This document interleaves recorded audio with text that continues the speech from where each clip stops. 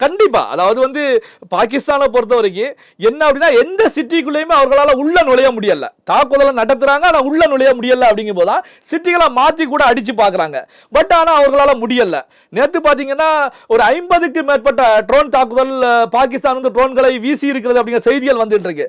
அந்த 50 ட்ரோன்ல ஒரு ட்ரோன் கூட இந்தியாவுக்குள்ள நுழையல. அப்போ பாகிஸ்தானுக்கு இந்தியாவுடைய பலம் இந்த நிமிஷம் தெரிஞ்சிருக்கும். நாம எதிர்பார்த்த இந்தியா இப்போ கிடையாது. இந்தியா அடிச்சா அடி மரண அடியாகத்தான் இருக்கும் அப்படிங்கிறத பாகிஸ்தானுக்கு உணர்த்தி இருக்கும். ஆனா பாகிஸ்தானை பொறுத்த வரைக்கும் நம்ம கடந்த வீடியோக்குள்ள பேசக்கூடிய அடிப்படையில் தான் அங்கு வந்து மக்களாட்சி ஜனநாயகம் மக்களால் கொண்டு வரப்பட்ட அரசாங்கத்துக்கு அடிபணியக்கூடிய நிலையில ராணுவம் கிடையாது. இப்போ ராணுவத்தை பொறுத்த வரைக்கும் அசீம் முனி அவர்கள் பதவியிலிருந்து நீக்கப்பட்டு விட்டார் அப்படின்னு ஒரு சில செய்திகளும் வந்துட்டு இருக்கு. அவர் கைது செய்யப்பட்டு தனிச்சிறையில் அடைக்கப்பட்டிருக்கிறார் அப்படிங்கிற ஒரு செய்திகளும் வந்துட்டு இருக்கு. அப்போ பாத்தீங்கன்னா பாகிஸ்தான் ஆர்மியுடைய அடுத்த நகர்வுகள் என்ன?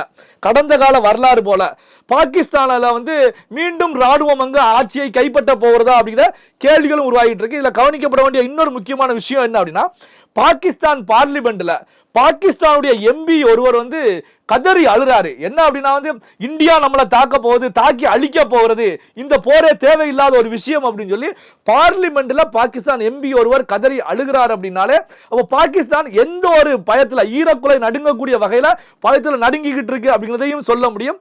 அப்போ பாகிஸ்தான் வந்து எந்த முனைகள்ல முயற்சி செய்தாலும் எந்த நகரங்களை தாக்குவதற்கு முயற்சி செய்தாலும் அவர்களுடைய ட்ரோனாக இருந்தாலும் மிசைல்ஸாக இருந்தாலும் எந்த ஒரு மிசைலுமே இந்தியா எல்லைக்குள் விழுந்து பாதிப்புகளை ஏற்படுத்த முடியாது. அந்த அளவுக்கு நம்முடைய டிஃபென்ஸ் சிஸ்டம் இருக்கிறது. நம்முடைய ஃபோர்சஸ் வந்து அதை திறமையாக கையாளுகிறார்கள் அப்படிங்கிறதையும் நாம பார்க்க முடியும். பாகிஸ்தானுடைய அத்தனை முயற்சியும் ஃபெயிலியர் தான் ஆயிருக்கு. ஒன்னு கூட வெற்றி அடையலையே.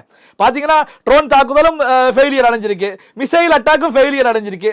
பார்டர்ல வந்து துப்பாக்கி சண்டை பீரங்கி தாக்குதல்கள் போன்ற நிகழ்வுகள் தான் ஈடுபட்டு இருக்காங்க. இதுல வந்து அப்பாவி மக்கள் தான் செத்துக்கிட்டு இருக்காங்க. அதுல வந்து பாத்தீங்கன்னா ஒரு 15 அப்பாவி மக்கள் செத்தா செய்திகள் வெளியாயிட்டு இருக்கு.